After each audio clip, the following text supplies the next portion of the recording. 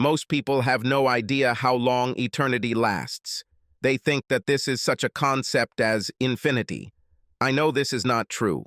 Eternity for me lasted 15 years, 2 months, 27 days, and several strange hours. It ended much the same way it began. My wife, Tracy, lovingly looking into her partner's eyes before sharing a passionate kiss. The only difference, however, is that I was this partner for the first time, and the kiss came right after I asked her to be mine forever, the night I gave her the engagement ring. This time I was a mere bystander in a restaurant 2 towns away from where we live, as she and an apparently new lover gaze adoringly into each other's eyes, and then leaned in for the most passionate kiss. How I ended up in the same restaurant as this couple is irrelevant. From the fact that they were an hour away from our hometown, it was obvious that they were taking precautions to avoid being seen by anyone who knew them. My first reaction when I saw them was curiosity, then quickly turned to shock, disgust, and anger as the scene played out in front of me. I immediately thought about getting up and hitting her beau, but then again, I was always taught to never hit a woman. So I just sat there, completely stunned. Since they had eyes only for each other, and apparently felt safe that no one who knew them would see them, they took their time, eating, playing the kissing game from time to time. I ate very slowly and had dessert, so I watched them as I ate. My feelings alternated between rage and helplessness. When they finished, they stood up, took each other's hands, and left. I sat there in silent rage and felt like the biggest ignorant fool in the whole world. I was married to Tracy for over 14 years, and we were an exclusive couple for 2 years before that, but I never suspected she was bisexual. She never looked twice at another woman I've ever seen and never gave me any hints in any conversation we've ever had. I thought, obviously wrong, that I knew her inside and out, and someday we would grow old together. But the fact that she was bisexual wasn't even a blip on the radar compared to the anger I felt that she was obviously cheating on me. Another man. Woman. It didn't make any difference. She gave her love to someone else. And this is not what we promised each other many years ago when she accepted my ring. It was an eternity. For eternity. It had to be timeless. Who knew that some eternities have an expiration date? I paid the bill, got into the car, and drove slowly home. I had a lot to figure out. Tracy did not expect me to return home one day early after the trip, but I was lucky and was able to resolve all issues ahead of schedule. So I headed home on Friday evening rather than Saturday afternoon as originally planned. I'd been gone since Monday morning, and not only was I missing Tracy and the kids, but Tracy and I hadn't gone more than 3 days in a row without sex, so I was feeling some pent-up energy that needed to be released, at least until I saw what happened in the restaurant. I was an hour away from our hometown, and I could have easily just driven straight through, but since I was ahead of schedule, I was just going to go out to dinner to take a break from driving. And the rest, as they say, is history. Our kids are 12 and 10, so they were old enough to be left alone for the evening if Tracy wanted to go out, so I had no problem with that. However, I wondered if they knew what was going on, because neither of them ever told me that Tracy was doing anything different. Maybe they were as dark as I was, I thought. Either way, I knew they wouldn't be happy with what happened next. Yes, on the way home, I did the usual self-analysis. What did I do wrong? How long did it last? Etc. At least I didn't have to worry about her lover having a bigger manhood than me, chuckling. I'm talking about myself. Gallows humor. I walked in the door at 9, and Tracy still wasn't home. My daughters, Lisa, 12, and Ariel, 10, gave me a big, happy greeting, and I watched but didn't see them nervous or doubtful that I would be home early. That wasn't the case for Tracy when she walked in about 2 hours later. She apparently saw my car in the garage and cleaned herself up a little, because I noticed that about 2 minutes passed from the moment the garage door opened until Tracy appeared in the kitchen, looking not as happy as last time. Times I saw her. "What are you doing here today? I thought the trip wouldn't end until Saturday?" She asked me first thing with a slightly worried expression on her face. "Well, I'm glad to see you too," I said, making a big deal of her greeting. "Well, if I had known you would be home early, I would have cooked you a nice dinner," she continued, as I saw the vein in her forehead twitch slightly. I ordered pizza for the kids, and Kate and I just grabbed wine and sandwiches downtown. Do you remember Kate from my office? Did I tell you about her before? She didn't look me in the eye when she lied to my face. Oh, yes, you talked about her before. Blonde with big breasts, a whole string of guys falls on her. That's for sure, Tracy said. I swear this woman could get a football team just by walking into a room. And not only since she makes a married woman aroused, I thought to myself. Kate was a beauty and had the breasts of a goddess. She was about 26 years old and started working at the insurance company where Tracy had worked the previous year. The two became instant friends, and apparently somewhere down the line. At 39 years old, Tracy could still turn more than a few heads. She was also blonde, with a beautiful figure and curves in all the right places. She was only 10 pounds heavier than when we first met, but it was still a great package. And, at least until recently, it was exclusively my package. Despite the worried expression on her face, Tracy acted calmly. As for me, I could barely stand on my feet, so I just told her that I was tired and was going to bed. She gave me a quick peck on the lips as I walked past her and headed up the stairs. Perhaps I was mistaken, but I was almost sure that I felt the taste of sexual games on her lips. I went to bed but did not fall asleep. The kids went to bed before me, so when I heard a quiet conversation a few minutes later, I realized Tracy was talking to Kate on the phone. It was a short conversation, and a few minutes later I heard Tracy getting into the shower in our master bathroom. Either I scared her so much that she quit the game and wasn't as careful as before, or she thought I was dreaming and wouldn't find out about it. My heart sank even lower. Between kid stuff and housework, I didn't have to interact with Tracy too much for the rest of the weekend. She wanted to have a family dinner on Saturday night, but I said I wasn't in the mood and just left the room, effectively ending the conversation. She must have known something was up because I'm rarely rude to her. On Monday morning at work, I asked my boss for the day off due to some personal issues I was having. John had been divorced about 10 years ago and remarried about 5 years ago, so he at least had an idea that something was wrong in the Mason family. Considering how well my sales trip had gone last week, he didn't even flinch when I asked for time off. But as I was about to leave his office, he handed me his business card. It was his divorce lawyer's card. I'm really sorry, Ron. I always thought you and Tracy were a good couple and were going to grow old together, he said. Yes, I thought so too, I answered. With my boss as a recommendation, I saw a lawyer 2 days later. Although she could have been much more businesslike, as she had probably done this several hundred times, she was very concerned about my feelings and guided me gently. She was surprised when I said I didn't want to hire a private investigator to get hard evidence that Tracy was cheating. I saw the light in her eyes, I told the lawyer. Besides, since it's a no-fault state, there doesn't seem to be much reason. The only real problem that could be is that she will be hard on visiting girls, but I'm pretty sure that won't happen. No matter how hard I tried, I just didn't have it in me to be around Tracy and the girls when I was home. Tracy obviously guessed this, probably because we barely talked. I think the girls knew something was going on by how quiet we were. I gave Tracy every opportunity to talk, but she never took it. Shit hit the fan when Tracy was serviced at work the following week. Call it petty of me if you like, but I wanted Tracy to feel even a fraction of the pain that I felt. I'm guessing she was served at 11:03 a.m. because at 11:05 my phone started blowing up. I ignored all 15 calls from her, then ignored several from unfamiliar phones, thinking that she was trying to contact me by borrowing friends' phones. Surprisingly, I felt energized for the first time since I caught her and Kate, and I was having a really good day.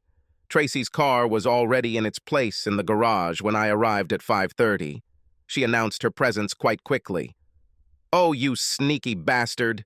You don't even have the courage to face me, but you served me in front of my friends and colleagues," Tracy shouted at me as soon as I turned off the engine of my car.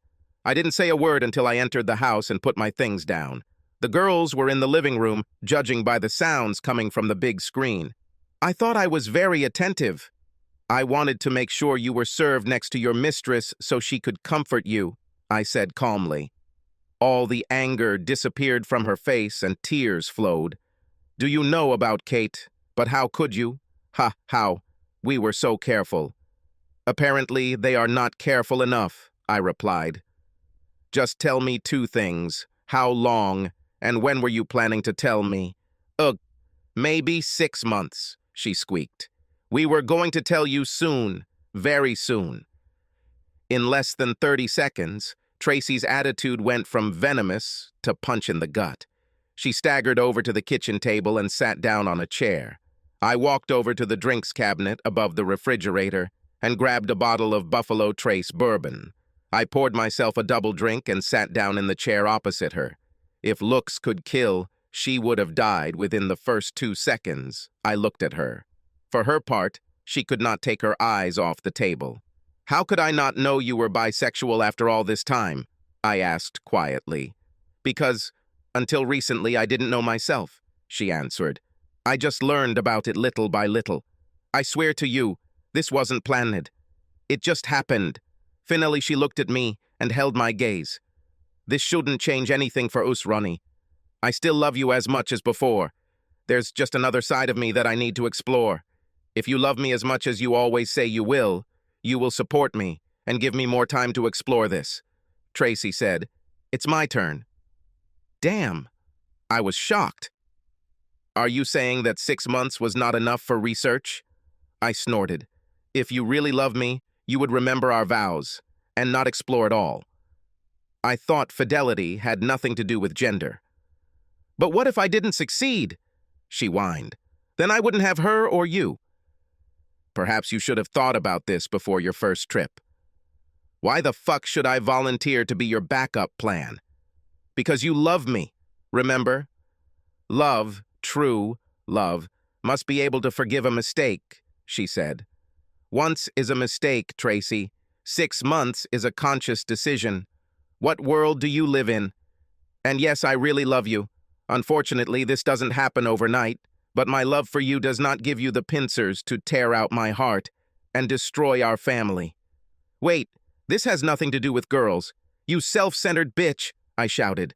This has a lot to do with girls. They will have their entire lives ruined because you decided that you needed to explore another woman's private parts.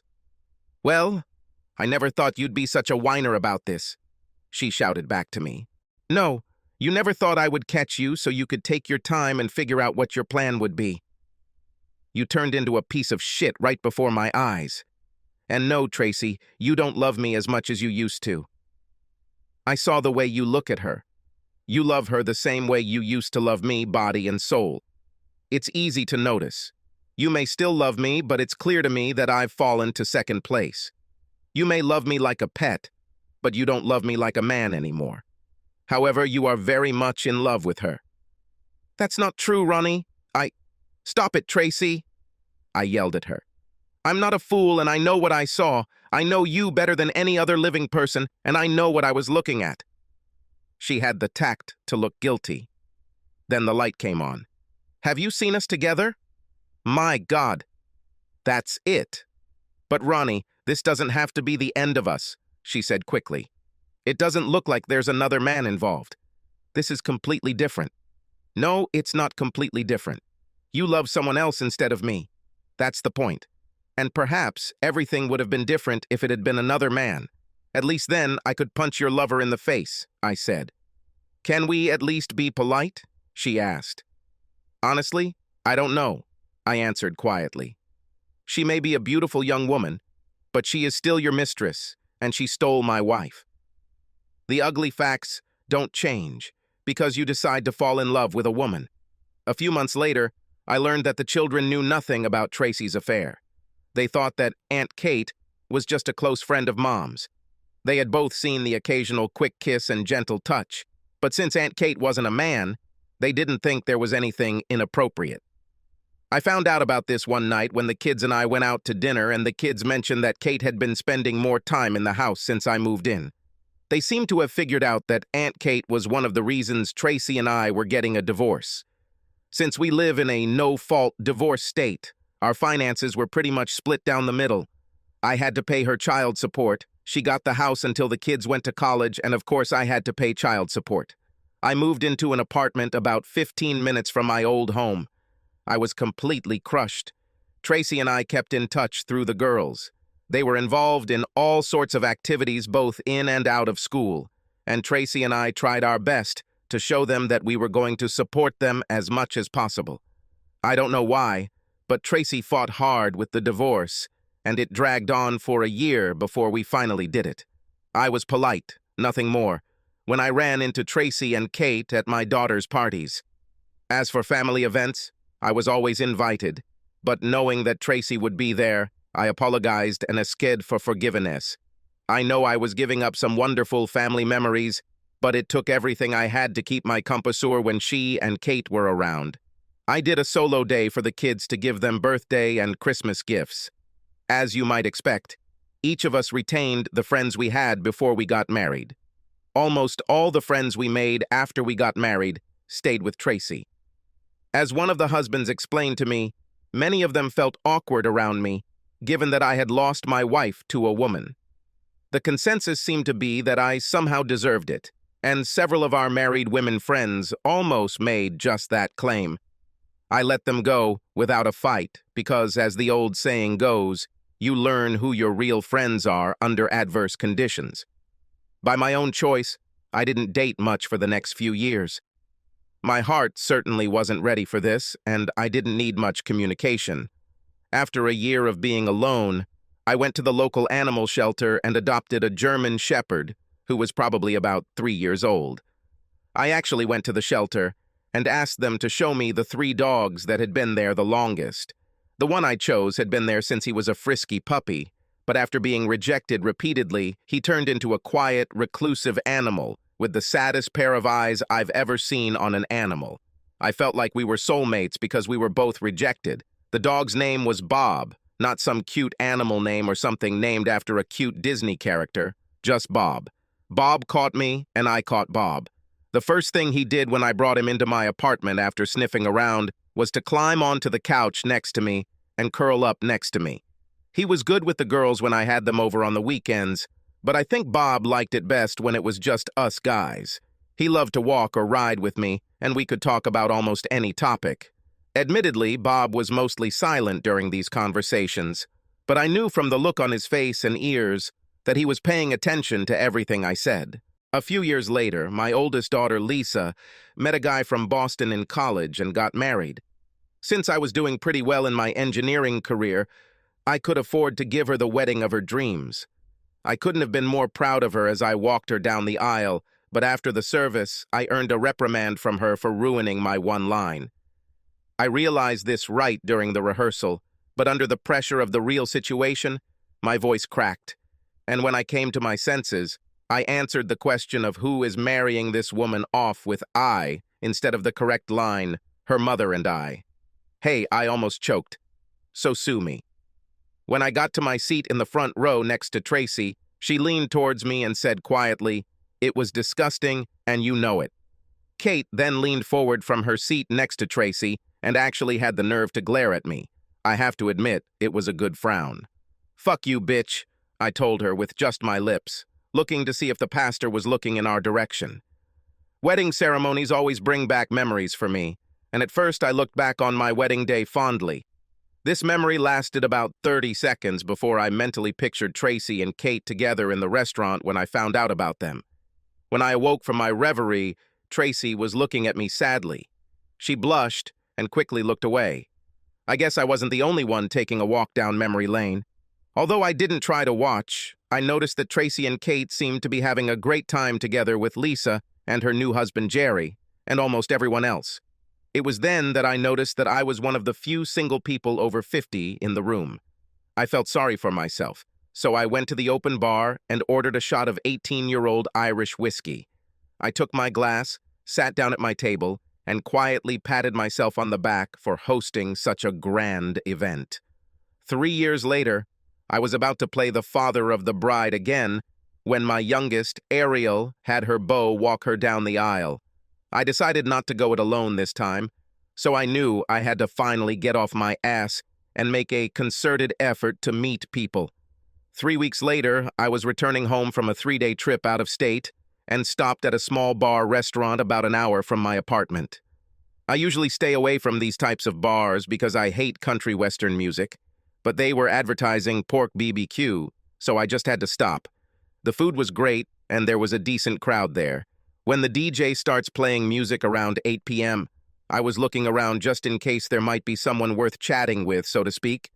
Just then, a 30-year-old black woman with the face of an angel walked through the door. I mean, she was absolutely gorgeous, but I had to wonder why an unmarried young black woman was at the bar at this time. On the other hand, that the lonely old white guy was here too.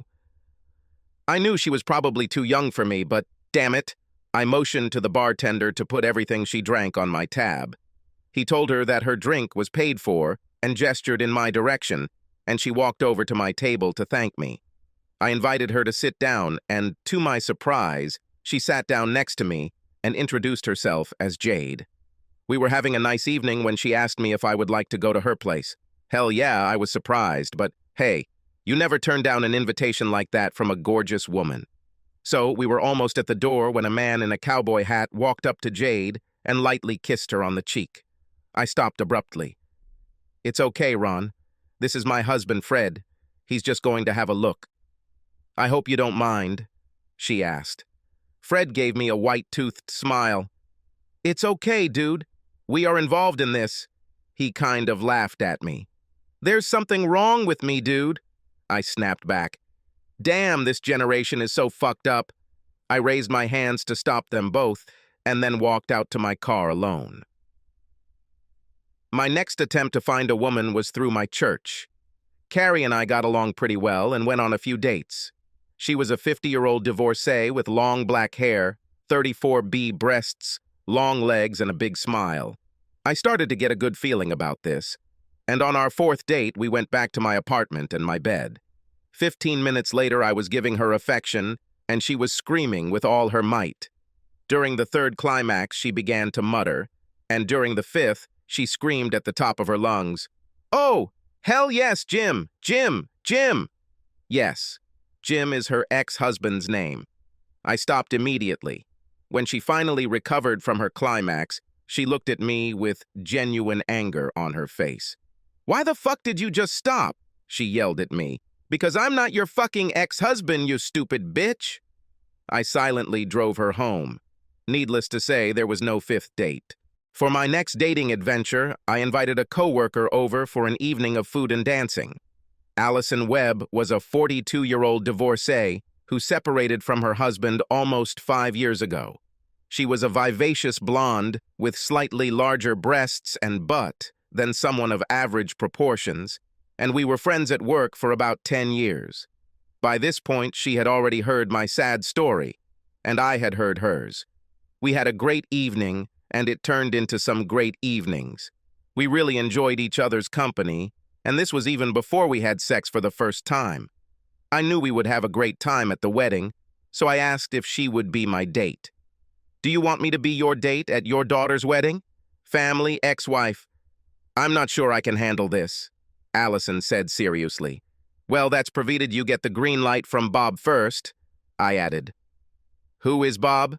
she asked, puzzled. "Bob is my wingman," I answered. "My best friend in the whole world. A 45-pound German Shepherd mix with a very sophisticated taste. If he doesn't like you, he shouldn't accompany me to the wedding." "You're a strange person, Ron," she replied. Allison passed Bob's test the following week and agreed to be my wedding date. The girls seemed very happy that I would not be performing solo for the occasion. For some reason, Tracy seemed to have a problem with this, giving me face every time she looked at me.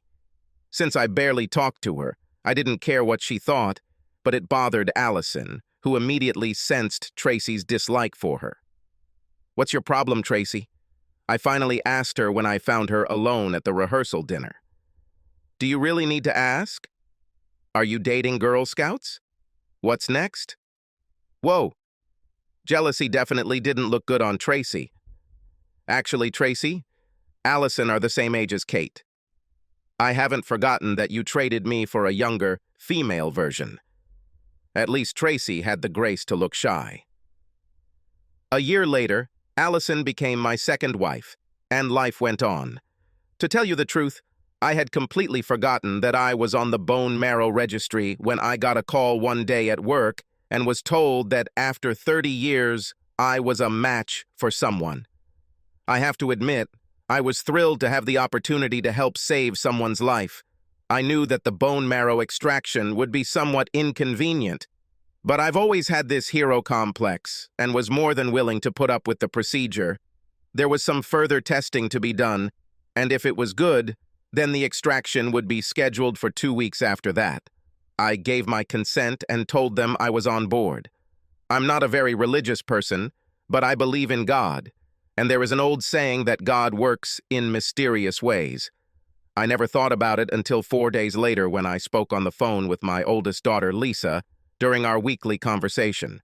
Ariel and I don't talk about their mother, Tracy, and her life, but for some reason, Lisa mentioned that bone marrow had been found for Aunt Kate and that she and Tracy were very involved. I mentioned to Lisa that I didn't know anything was wrong with Kate, and she filled me in on the details of Kate's year-long battle with leukemia. I told my daughter to give my best wishes to Kate and Tracy because although I will never recover from what they did to me, I did not wish them harm. You know, Dad, you are an adult. You can call them and tell them yourself, Lisa warned. You're right, baby, but the less I talk to them, the less likely I am to say something unpleasant, which I may or may not regret later, I answered honestly. Dad, you've been divorced for 16 years. Finally come to terms with it, she said. You've been married to Allison for almost 2 years. You always tell me that you are happy. I'm happy, baby, but the pain of betraying your mother will never go away. I don't hate her anymore, but she's definitely not on my Facebook friends list. I'll tell you what. I'll send her flowers with a card of good wishes. This is fine? At least it would be right, she said.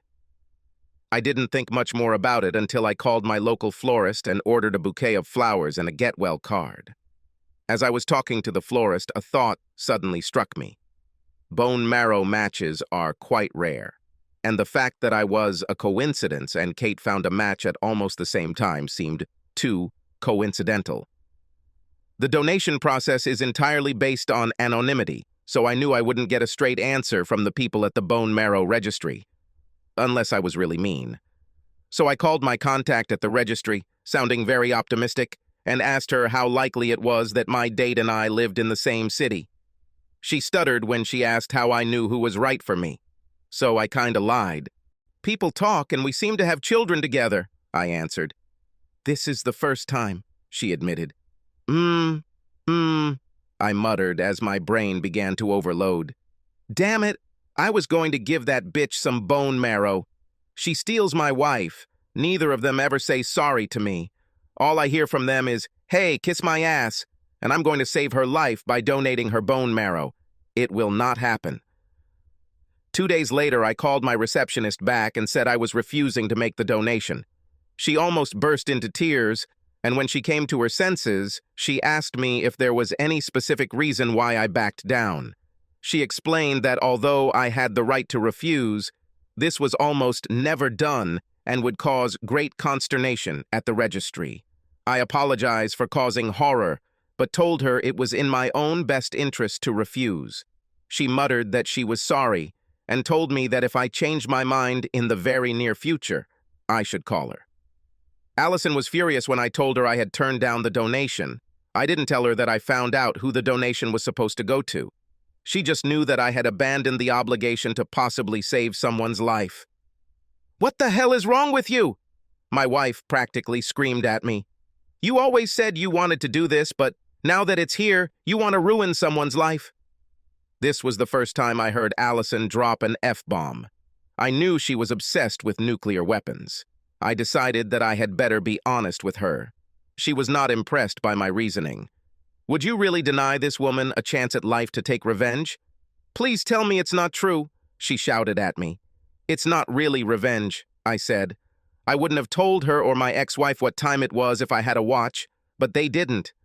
They both fucked me, and I tried to have as little in common with them as possible. Why should I change now, just because Kate is dying? I'm the injured party here. So none of them know it was you? Allison asked. Everything is done anonymously. I only found out about this by luck. Allison's face softened. Ronnie, you can't refuse this. You hold this woman's life in your hands. It would be wrong if you could have helped but didn't, she practically whispered. You're too nice a guy to do that. You know that sooner or later the guilt will consume you. No, Ellie, I don't think I'll feel guilty. Kate broke my heart, and Tracy went along with it. Besides, they'll never know it's me. But Ronnie, they had such hope, and now you've probably ruined them completely.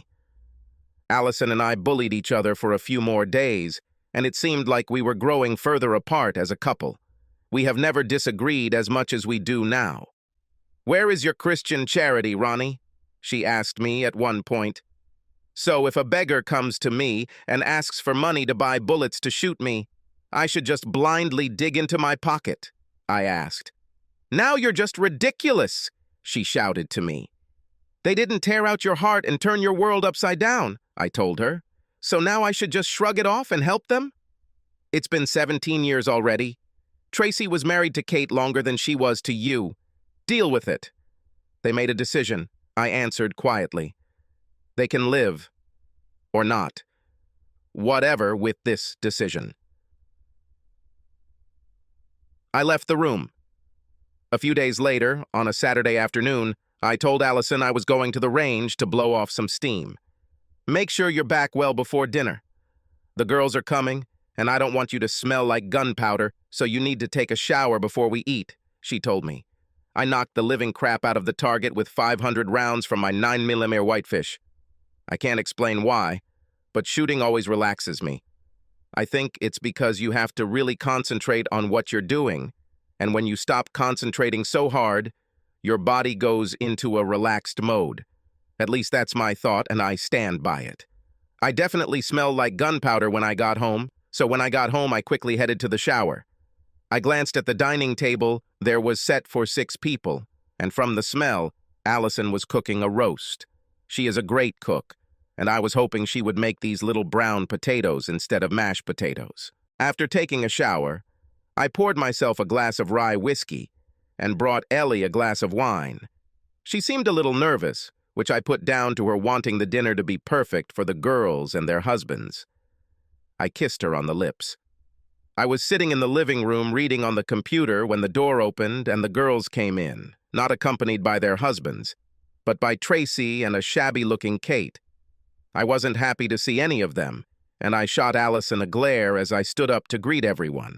I kissed both girls but didn't say anything to my ex or Kate. I noticed that they greeted Allison with what could be called enthusiasm. There seemed to be a lot of whispering around. Not having been born yesterday, I immediately knew that Allison had orchestrated this little intervention.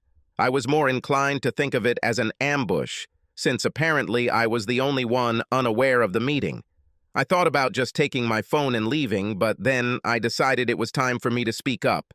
At first, however, I had to endure the excuse that it was just a nice meal with family and friends. Kate's illness was the main topic of conversation at the table, although I took no part in it, sitting with what I thought was a thoughtful expression on my face. I suppose dinner and dessert were good, I really couldn't tell. Being the good host I am, I gave everyone their afternoon drinks and we moved into the living room. There was silence for a moment and I decided that now was a good time to start the show. So, who will speak first?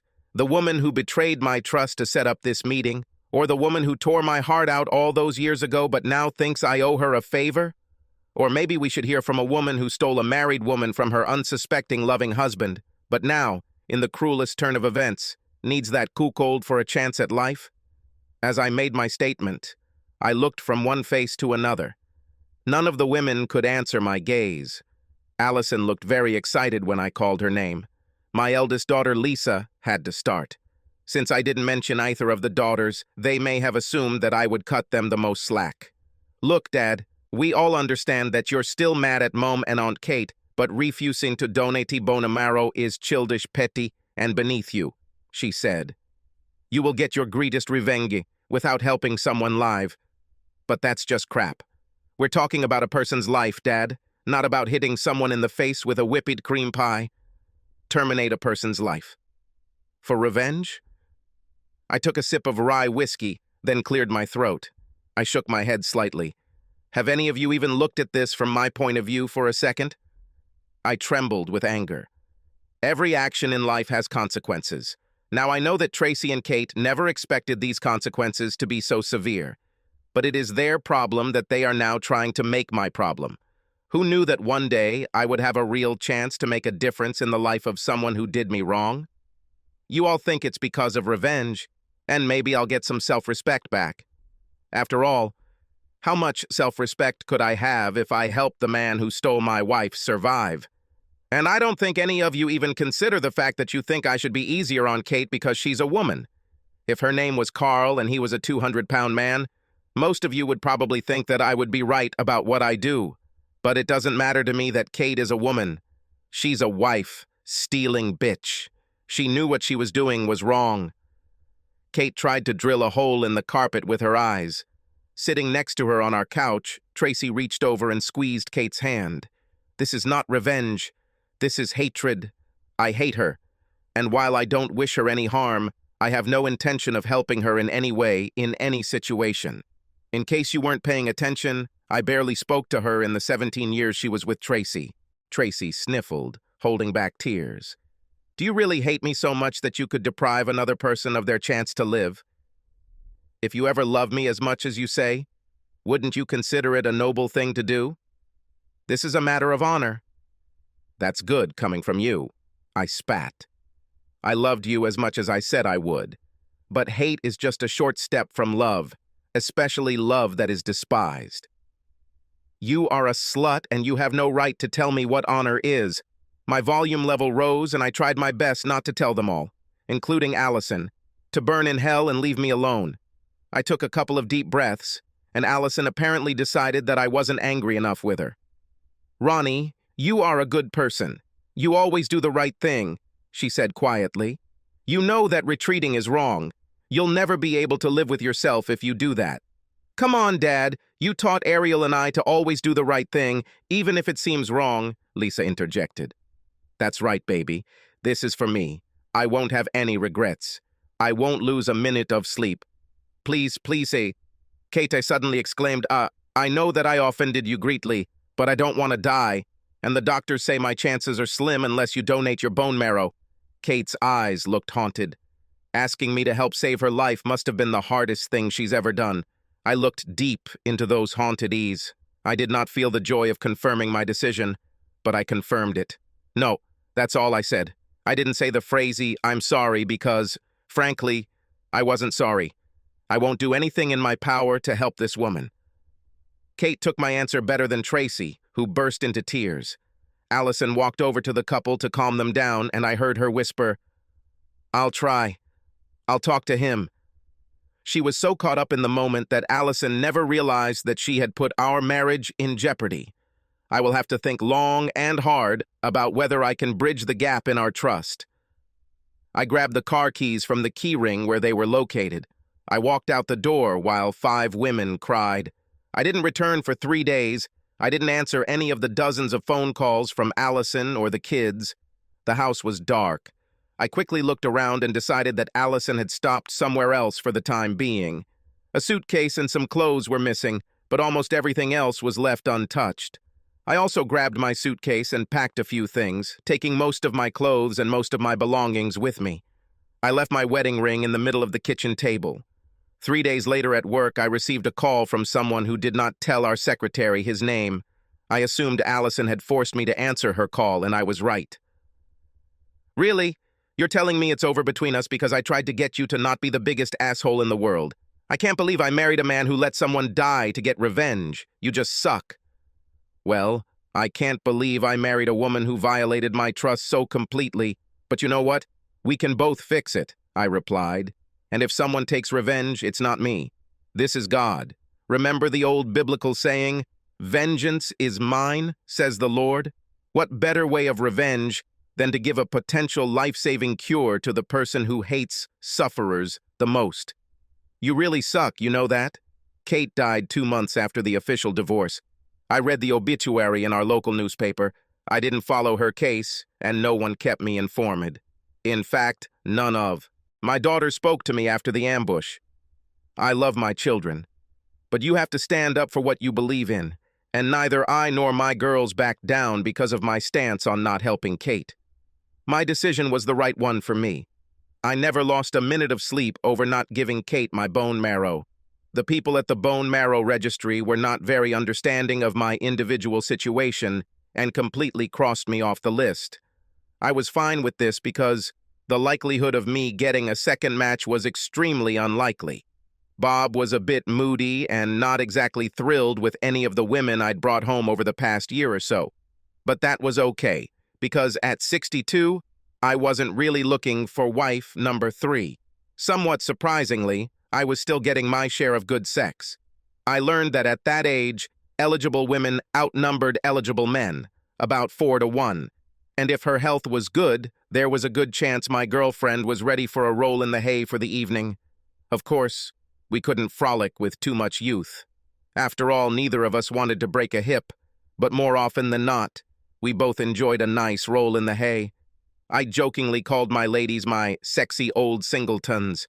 I hadn't spoken to anyone in my family for over 4 years when my youngest, Ariel, called to tell me that Tracy had died a few days ago. She thought I should know and invited me to the funeral. We had 15 good years together and had 2 kids, so I figured I should at least show up. Maybe I can improve my relationship with the girls. I sat in the back alone. It was a good ceremony. After the funeral, I approached the girls and their families.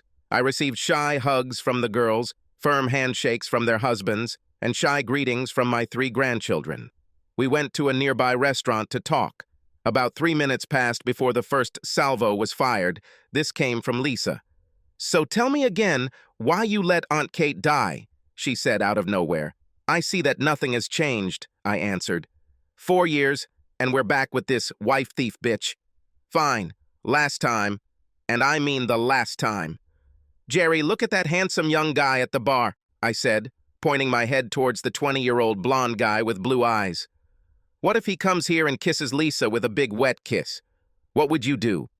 "I would have turned off his lights," he said without hesitation. "Right. Now what would you do if you caught him having an affair with Lisa?" "He would already be dead." "True again. But since he would be dead, you wouldn't have to worry about donating bone marrow if he got sick, would you?" "No, perhaps not." "That's exactly what I meant," I said. "I didn't kill Kate, partly because she was a woman. This is probably my mistake. But I still shouldn't have saved the life of the man who was having an affair with my wife, or who completely stole it. Should I?" "No, you shouldn't," Jerry said as the light came on above his head. He slowly looked around the room, looking at every face. Little by little, the light of understanding lit up in each pair of eyes. "I'm not proud of my decision, but I'm not ashamed of it either," I said quietly. "That bitch stole the love of my life and didn't deserve my compassion." "But if you ever loved your mother, how could you?" asked Ariel. "I loved your mother with every fiber of my being, and when she broke my heart, well, most of that love turned to hate. I'm sorry. I'm just a person, but I'm not the monster she made you think I was. Just a man. Things just didn't turn out well for your mother. Karma bitch finally caught up with her and her fucking friend." The other 4 adults in the room had tears in their eyes. The children looked confused and worried. "I understand that this will take time. For all of us. How about we don't remember this anymore? Life goes on,